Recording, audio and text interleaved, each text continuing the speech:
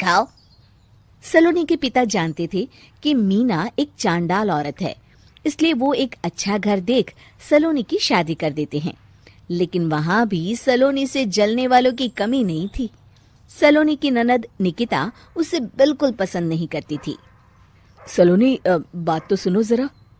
जी कहिए। आज शाम को मेरे बॉस खाने पर आ रहे हैं। ध्यान रहे उनकी खातिरदारी में किसी प्रकार की कोई कमी नहीं होनी चाहिए।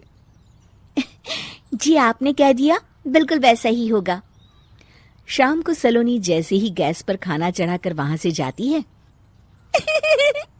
अभी इसके खाने का स्वाद बढ़ाती हूँ। निकिता गैस की आंच तेज कर देती है। थोड़ी देर में देखते ही देखते सारा खाना जल जाता है और पूरे रसोई घर में चारों तरफ धुआं फैल जाता है। अब आएगा मजा। माँ जल्दी आओ, यहाँ देखो सलोनी ने किचन में आग लगा दी। अरे तेरा सत्यानाश हो, कल मुही तूने ये क्या कर दिया? सलोनी की सास उसे बहुत डांट फटकार लगाती है। तभी मोहन अपने बॉस के साथ घर में प्रवेश करता है।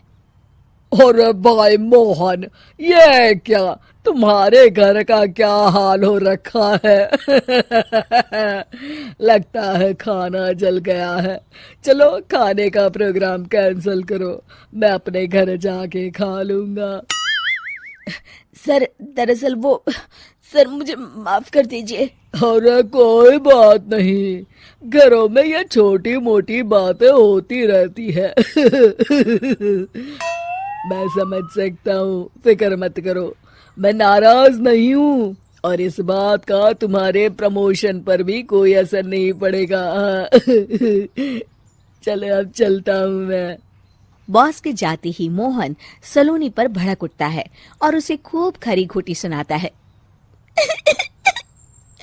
भगवान, मेरी माँ तो कहती थी कि अच्छे लोगों के साथ हमेशा अच्छा होता है, फिर मेरे साथ ही बुरा क्यों होता है?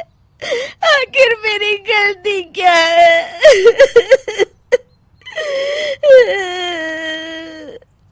तभी आकाशवाणी होती है। बेटी, अब तुम्हें कोई दुख नहीं दे पाएगा। तुम्हारा बुरा सोचने वाले के मन की सारी बातें तुम पहले ही जान जाओगी। अगले दिन सलोनी निकिता को चाय देने उसके कमरे में जाती है। तब निकिता के मन में कुछ बातें चल रही थी। कल तो मैंने सिर्फ खाना जलाया था, अब तू देखती जा सलोनी, तेरा इस घर में जीना हराम कर दूंगी। अच्छा, तो ये बात है, अब इसे सबक सिखाना ही पड़ेगा। कुछ दिनों के बाद, सलोनी मेरे कपड़े जल्दी से प्रेस कर दो, ऑफिस के लिए देर हो रही है। सलोनी मोहन के कपड़ों के पास प्रेस गर्म होने के लिए रख देती है और अपने कमरे में चली जाती है। तभी हॉल में निकिता आती है।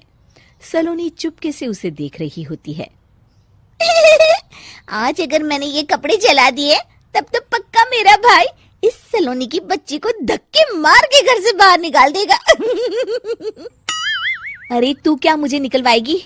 महादेव है मेरे साथ। ठहर जा निकिता, आज तो तेरी खैर नहीं। सलोनी अपने पति मोहन को बुला लाती है और निकिता की सारी करतूत दिखाने लगती है।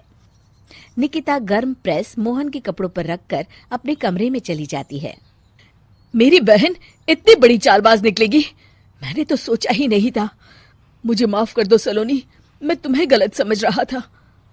मोहन निकिता को बुलाकर उसे खूब डांट फटकार लगाता है।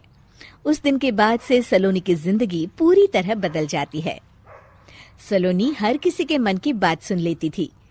दूसरी तरफ निकिता का कोई भी दांव सलोनी पर नहीं चलता था और आखिरकार वो भी सलोनी के आगे घुटने टेक देती है। फिर एक दिन सलोनी की सास की सहेली ममता अपनी बहू कविता के साथ वहां आती है। कविता मन ही मन कहती है, अरे ये बुढ़िया पागल है जो मुझे यहाँ लेके आ गई। कहाँ मैं अपनी किटी पार्टी छोड़ के इसके साथ यहाँ मरने आ गई। पता नहीं कब तक इसे झेलना पड़ेगा। अरे ये जल्दी मरे और इसकी सारी जायदाद मेरे नाम हो जाए। सलोनी कविता की सारी बातें सुन लेती है। अरे कविता, तुम अपनी सास की जायदाद के लिए उन्हें झेल रही हो और उनके मरने का इंतजार कर रही हो? ये तो गलत बात है। सलोनी की बात सुनकर कविता बिना देर किए कहती है, अरे ये तुमने कैसे सुन लिया? ये सारी बातें तो मैं अपने मन से बोल रही थी। तुमने कैसे सुन लिया? बस फिर क्या था, ये सुनते ही कविता के बगल में बैठी उसकी सास उसकी चोटी पकड़ लेती है। क्यों रे कलमुही, तू मेरे बारे में ये सब सोचती है? मम्मी जी, मुझे माफ कर दीजिए। बड़ी आई मेरी जायदाद लेने वाली, मैं आज ही अपने वकील को बुलाकर सब कुछ छोटी बहू के नाम कर देती हूँ।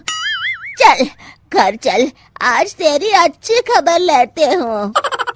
इस तरह सलोनी लोगों के मन की बातें सुन लेती थी, लेकिन धीरे धीरे सलोनी को एहसास होता है कि उसके आसपास के सारे लोग एक दिखावे की जिंदगी जीते हैं और सब एक दूसरे के बारे में बुरा ही सोचते हैं। हे भगवान, दुनिया में कैसे लोग हैं? सबके मन छल कपट से भरे हैं। मैं तो लोगों के मन की बातें सुन सुनकर तंग आ चुकी हूँ। मैं अपनी जिंदगी में अब बहुत खुश हूँ। अब आप मुझसे ये शक्ति वापस ले लीजिए भगवान।